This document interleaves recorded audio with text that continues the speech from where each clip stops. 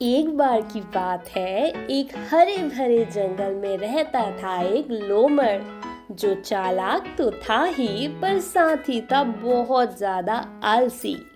वो दिन भर बस आराम करता और सोचता, कितना अच्छा हो कि खाना मेरे पास खुद ही चल कर आ जाए या कोई ले आए और मुझे कुछ करना ही ना पड़े। जी हाँ, लोमड़ आलसी ही नहीं, ख्याली पुलाव भी पकाता था। वो दिन भर पेड़ के नीचे सोता रहता और सोचता कि वो जंगल का राजा है और सब उसका हुक्म मानते हैं। एक दिन लोमड़ ने सोचा कि जंगल में रोज रोज मेहनत करने से अच्छा है कि मैं किसी गांव चले जाऊं और आराम से गांव वालों का खाना खाऊं। ये सोचकर ही वो पास के गांव में चल दिया। जैसे ही वो गांव पहुंचा तो गांव के कुछ कुत्तों ने उसे देखा। ये हमारे गांव में कौन आ गया? हमें इसे यहाँ से निकालना होगा। कुत्ते लोमड़ के पीछे दौड़ने लगे। लोमड़ आगे आगे डर से भागता गया। उसे कुछ समझ नहीं आ रहा था। मैं क्या करूं? मुझे तो कुछ समझ नहीं आ रहा है। मैं कहाँ जाऊं?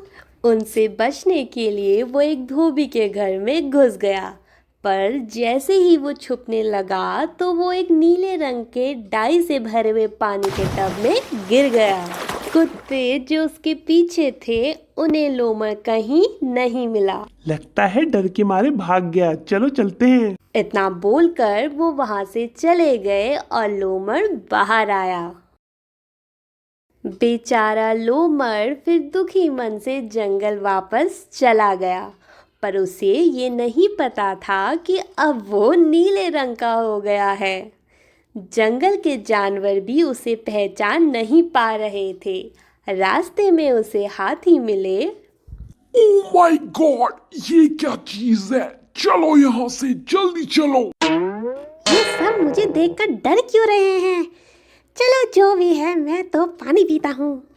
जैसे ही वो पानी पीने के लिए नदी में गया तो अपनी परछाई देखकर वो पहले तो चौंक गया, फिर उसे सब कुछ समझ आ गया।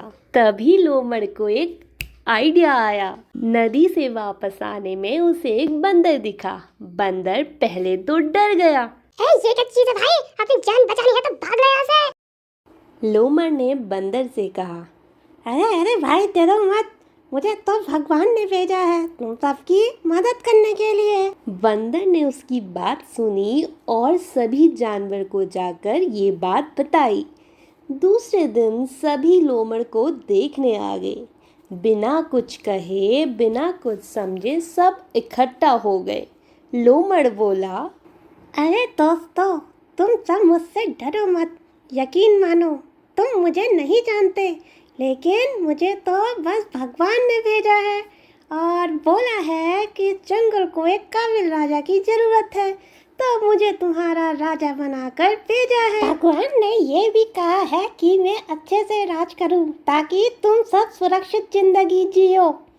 तो आज से मैं तुम्हारा राजा हूँ, समझ गए ना सब? लोमड़ की बात ने सब पर जादू सा कर दिया और सभी जानवर ने उसे अपना राजा स्वीकार कर लिया और लोमड़ वैसी ही जिंदगी जीने लगा जैसी वो सपने में देखा करता था।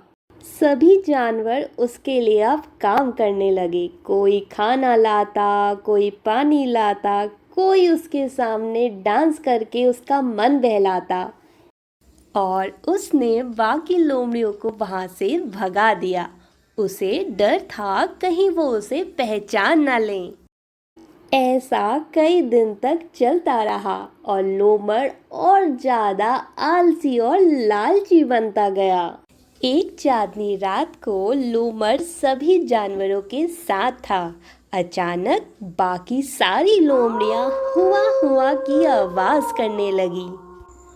लोमड़ ने बहुत कोशिश करी कि वो आवाज ना करे, लेकिन बाकी लोमड़ियों की लगातार आवाज से उससे रुका ना गया। उसने भी अपनी गर्दन ऊपर उठाकर सभी के साथ मिलकर आवाज निकाली। उसकी आवाज़ सुनकर सभी जानवर समझ गए कि ये कोई भगवान का भेजा हुआ राजा नहीं, बल्कि उसी जंगल का आलसी लोमड़ है। और चांदनी रात में उसका फीका रंग भी दिखने लगा था। सभी जानवरों को उस पे बहुत गुस्सा ये आया। धोखेबाज है। हाँ हाँ, इसे तो जंगल से निकाल दो, इसने हमारे साथ धोखा किया है। सभी जानवर ने उसकी खूब पिटाई की। लोमड़ जैसे तैसे वहां से भाग निकला। अरे बाप रे, मैं तो मारा गया, जल्दी यहाँ से भागता हूँ। इस कहानी से हमें ये शिक्षा मिलती है कि छल और झूठ ज़्यादा देर तक छिप नहीं सकते। ऐसी ही और प्यारी प्यारी कहानियाँ सुनने के लिए इस चैनल को लाइक कीजिए, सब्सक्राइब कीजिए। मिलते हैं अगली कहानी के साथ।